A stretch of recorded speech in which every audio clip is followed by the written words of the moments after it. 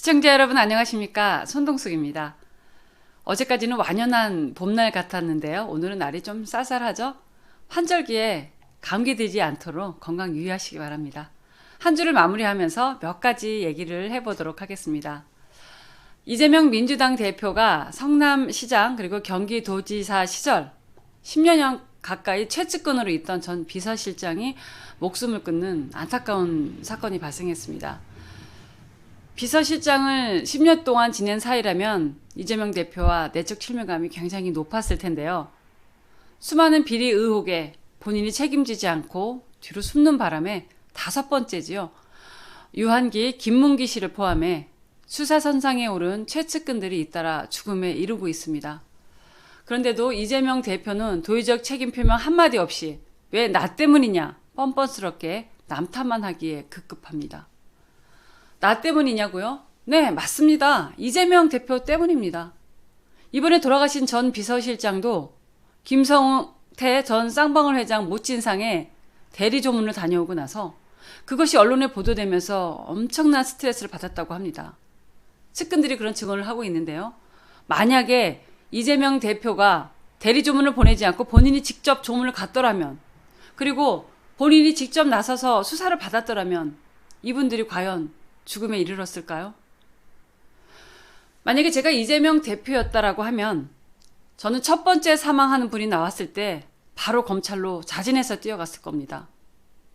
나에게 충성하던 내 사람이었지 않습니까? 그럼 다 내 책임이다. 본인이 나섰어야지요. 죄가 없다면서요.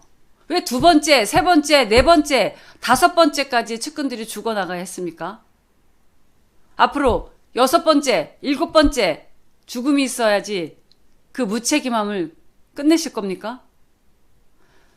공감하는 말이 있습니다.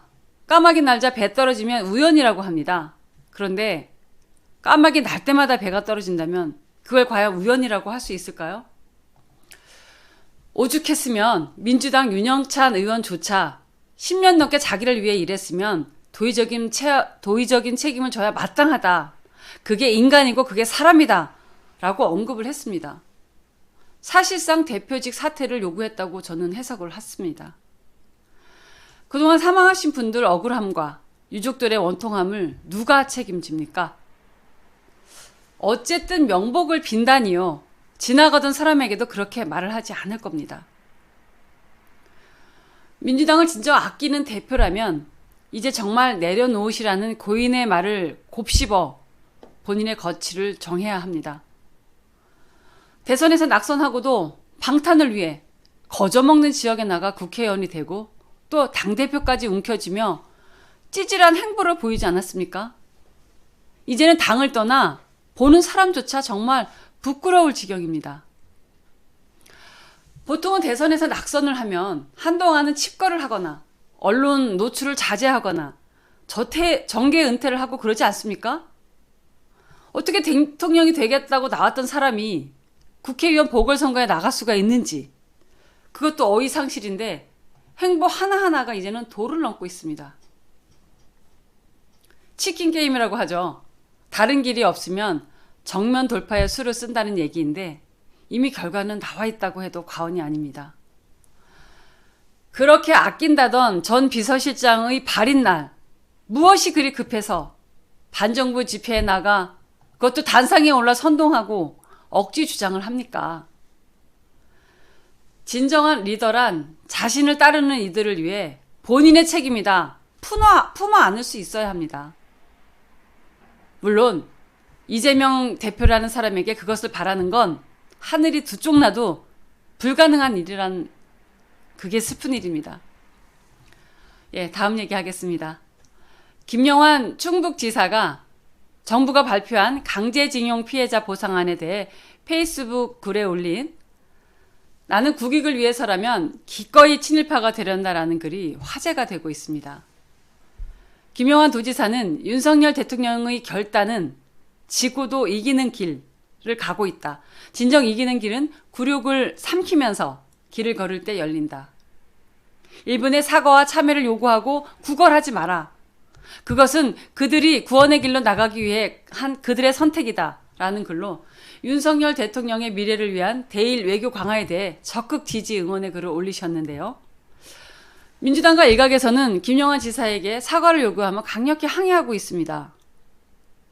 이에 대해 김영환 지사는 평생 시를 쓰고 모국어를 사랑해온 저희 이런 반어법이나 문학적 표현조차 왜곡하여 애국의 글이 친일로 순식간에 변해버리는 이 기가 막힌 화학 변화를 그저 바라만 보아야 하는가 하는 탄식이 저절로 나옵니다. 이런 지적 풍토는 저를 한탄하게 합니다. 라며 안타까운 심정과 함께 사과할 문제는 아니다라는 입장 표명을 했습니다. 사실 김영환 지사 외에도 국민의힘 소속 주요 지자체장들이 용기 있는 결단이라는 입장을 잇따라 내놓고 있습니다.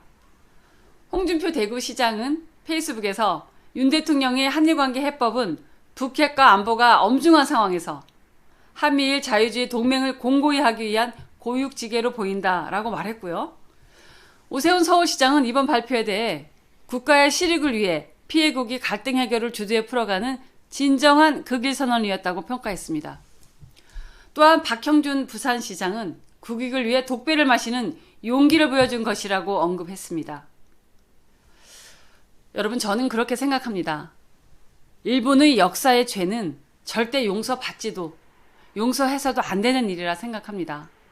그러나 후대를 위해서 양국의 협력 강화를 더 늦추는 건 문제가 있다고 생각합니다. 지난 10여 년간 악화의 일로에 있던 한일 관계에 보란듯이 세계 정세와 안보는 큰 변화를 만들어냈습니다.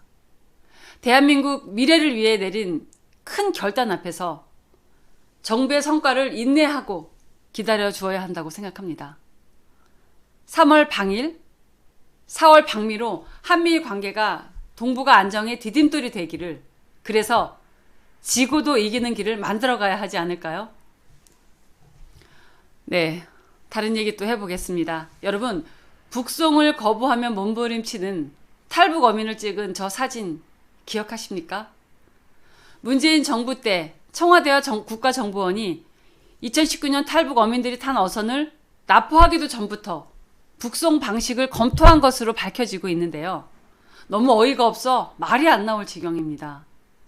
그동안 흉악범죄를 저지른 살인범이라 북송했다라고 주장한 것과 달리 김정은의 환심을 사기 위해 사전에 치밀한 북송 계획을 세운 것이라면 용서할 수 없는 반인권적인 행태라 할 수 있습니다. 여러분, 더욱이 문재인 전 대통령은 인권 변호사 출신 아닙니까? 서훈 전 원장은 대공수사국에서 강제 북송에 반대해 곤란하다라는 보고를 받고도 그냥 해 하고 밀어붙였다는 겁니다.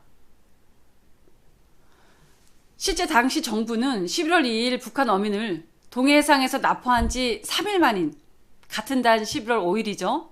북한에 이들을 추방하겠다는 의향을 전달했는데요. 그날은 바로 문재인 전 대통령이 김정은에게 한국 답방을 요청하는 친서를 보냈던 날이라고 합니다. 일각에서 문 전 대통령이 김정은의 답방을 성사시키기 위해 문재인 정부가 어민들의 의사에 반하여 무리한 북송이 결정된 게 아니냐 하는 의혹을 제기하고 있습니다. 정황상 합리적 추측이 있을 수밖에 없는 상황이 아닌가, 저는 그렇게 생각합니다.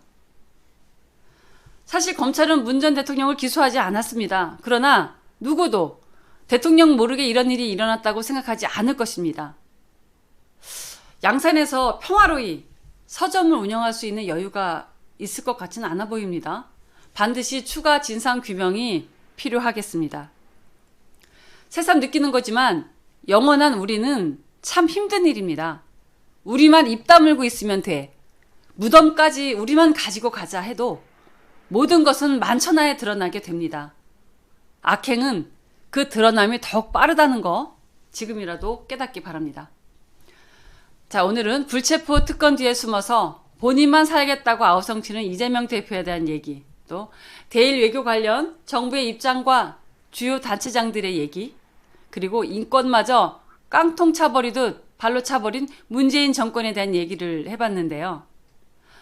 다음에는 많은 것이 진전된 소식을 갖고 여러분들 또 찾아뵙도록 하겠습니다. 여러분, 공정과 상식이 일상이 되는 그런 대한민국이 필요하지 않겠습니까? 그것을 위해 우리 손동숙 TV는 더 건강한 모습으로 여러분들 자주 찾아뵙도록 하겠습니다. 여러분 사랑합니다. 행복한 일요일 마무리 잘 하시기 바랍니다. 고맙습니다.